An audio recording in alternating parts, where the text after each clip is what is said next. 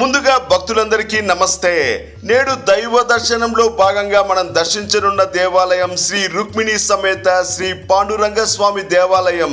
ఈ దేవాలయం చిత్తూరు టౌన్ నుంచి దాదాపు 6-7 కిలోమీటర్ల దూరంలో బెంగళూరు తిరుపతి హైవే మార్గమునందు చెర్లోపల్లిలో ఈ దేవాలయం వెలసి ఉన్నది. ఈ దేవాలయం చాలా పురాతనమైన, అందులోనూ ఎంతో మహిమగల్ల దేవాలయం. కలియుగ ప్రత్యక్ష దైవం అఖిలాండ కోటి బ్రహ్మాండ నాయకుడైన శ్రీ వెంకటేశ్వర స్వామి అవతార రూపాలలో పాండురంగ స్వామి అవతారం ఒకటి.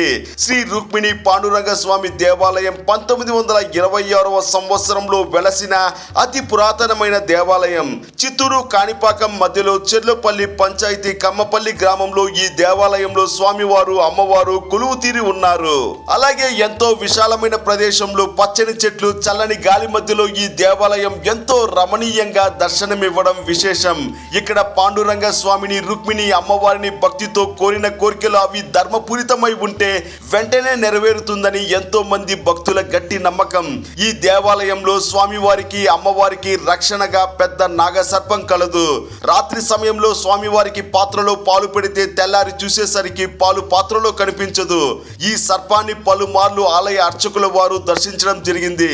ఈ సర్పం దేవాలయం పక్కనే ఉన్న బావిలో ఉన్నట్లుగా చెబుతున్నారు.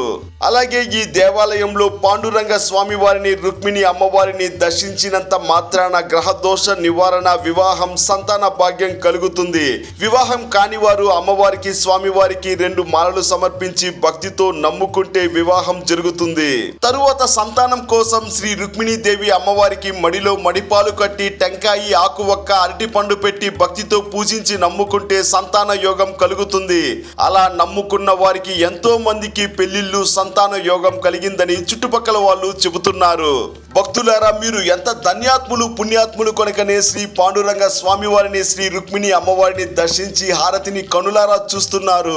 ఆ అమ్మవారు, స్వామివారు మీకు ఆనందాన్ని, ఆరోగ్యాన్ని, ఐశ్వర్యాన్ని ప్రసాదించాలని, స్వామివారి అమ్మవారి తోడు సదా ఎల్లప్పుడూ మీకు, మీ కుటుంబానికి రక్షణగా ఉండాలని కోరుతున్నాము. అలాగే ఈ దేవాలయంలో సంవత్సరంలో వచ్చే పండుగ దినముల నందు, నెలలో వచ్చే పౌర్ణమి నాడు, వారంలో శనివారం రోజున ప్రత్యేక అభిషేక, విశేష అలంకారాలతో స్వామివారి దర్శన భాగ్యం కలుగుతుంది. ఇక్కడ స్వామివారిని, అమ్మవారిని దర్శించడానికి బెంగళూరు అలా ఎంతో దూర ప్రాంతాల నుంచి భక్తులు కుటుంబ సమేతంగా దర్శించుకుంటూ ఉంటారు. పౌర్ణమి నాడు ఈ దేవాలయంలో విశేష అభిషేక పూజలు, అన్నదాన కార్యక్రమాలు, భజన కార్యక్రమాలు జరుగుతుంది. అలాగే మీరు మీ కుటుంబ సమేతంగా కలిసి వచ్చి ఇక్కడ వెలసిన శ్రీ రుక్మిణీ దేవి అమ్మవారిని, శ్రీ పాండురంగ స్వామి వారిని దర్శించండి. మీకు అంతా శుభం జరుగుతుంది. అలాగే మీరు ఇక్కడ చూస్తున్న ఈ బావి నందే ఈ దేవాలయానికి రక్షణగా ఉండే